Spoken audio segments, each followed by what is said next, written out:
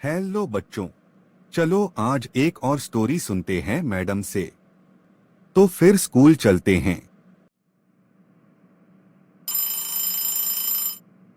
Good morning बच्चों। Good morning ma'am.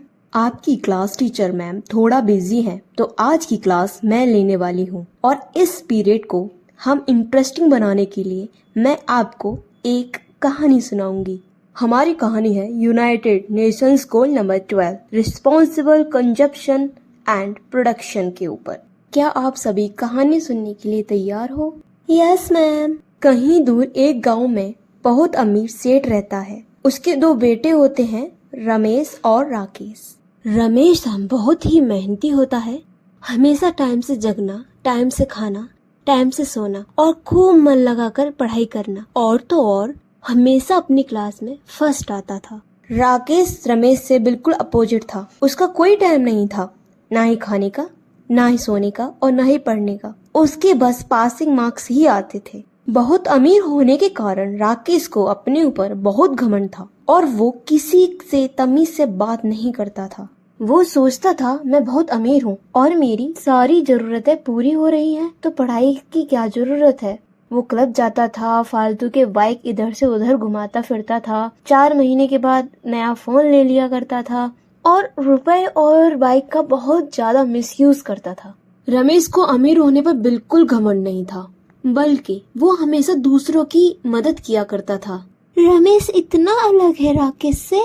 सही कहा ज्योति। एक दिन प्रिंसिपल ने सेठ को स्कूल में बुलाया और दोनों बच्चों का रिजल्ट दिखाते हुए सेठ को उनके बारे में काफी सारी बातें बताई और सेठ से पूछा कि आपके दोनों बच्चे इतने अलग कैसे हैं। सेठ बताता है कि मैं अपने बिजनेस में काफी बिजी हूँ, इस वजह से मैं अपने बच्चों पर ध्यान नहीं दे पा रहा हूँ। सर मुझे माफ कीजिए, मैं अब से अपने बच्चों पर ध्यान दूंगा। इतना बोलकर सेठ वहाँ से चला जाता है। सेठ घर जाता है और नौकर से बोलता है, मुझे राकेश और रमेश दोनों की हर पल की खबर चाहिए कि वो क्या करते हैं पूरे दिन। नौकर ने सेठ को बताया कि रमेश ने सुबह उठकर योग किया और फिर स्कूल गया और आकर फिर अपना होमवर्क किया और शाम को उसने अष्टांग योग की बुक पढ़ी। राकेश लेट जगते हैं, हमेशा स्कूल बाइक से जाते हैं, काफी गुस्से में फोन तोड़ते हैं, कभी कभी टीवी तोड़ देते हैं, कभी लाइट पंखा बंद नहीं करते हैं। सेठ नौकर को जाने के लिए कहता है। फिर सेठ रमेश के पास जाता है और रमेश से बोलता है, बेटा तुम योग की बुक पढ़ते हो, क्या है ये अष्टांग योग? रमेश बोलता है, अष्टांग योग हमें अपनी जिंदगी में क्या करना चाहिए और क्या नहीं करना चाहिए, कब करना चाहिए, ये सब सिखाता है। सेठ बोलता है कि ये तो कुछ इंटरेस्टिंग सी बात लग रही है, थोड़ा और बताओ जरा अष्टांग योग के बारे में। रमेश सेठ को बताता है अष्टांग योग के कुछ पार्ट्स के बारे में, जैसे अहिंसा, संतोष और स्वाध्याय। अहिंसा मतलब किसी का बुरा करने का भी ख्याल दिमाग में नहीं आना चाहिए। संतोष मतलब जो है उसी में खुश रहना चाहिए, लालच नहीं करना चाहिए। स्वाध्याय मतलब खुद के बारे में स्टडी करना, खुद को अच्छे से जानना। सेठ को समझ आ जाता है कि रमेश इतना अच्छा और समझदार कैसे बन रहा है। वो रमेश से कहता है कि ये सब तुम अपने भाई को भी बताया करो, थोड़ा बहुत उसे भी सिखाओ इस अष्टांग योग के बारे में, ताकि हम उसे भी एक अच्छा इंसान बना सके। रमेश बोलता है, हाँ पिताजी बिल्कुल, आप उन्हें रोज योग क्लासेस के लिए भेजिए। योग करने से उनका दिमाग शांत होगा और वहाँ से उन्हें अष्टांग योग के बारे में पता चलेगा।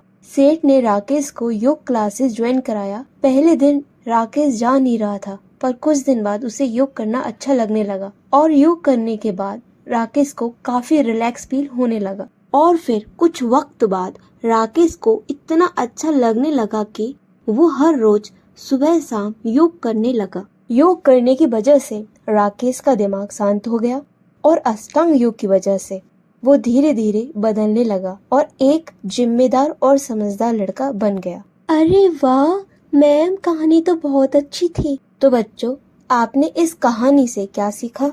मैम, हमने सीखा कि हमें अपनी लाइफ में रिस्पॉन्सिबल होना चाहिए और उतना ही चीजों का इस्तेमाल करना चाहिए जितनी हमें जरूरत है, ताकि आने वाले समय में लोग उन चीजों का इस्तेमाल कर सके। अरे वाह ज्योति, वेरी गुड। लेकिन ध्यान रखें कि ये सब हम किसी मदद से और बेहतर कर सकते हैं। योग की मदद से? तो कैसी लगी स्टोरी? हाँ, मुझे पता है कि आपको अच्छी ही लगी होगी।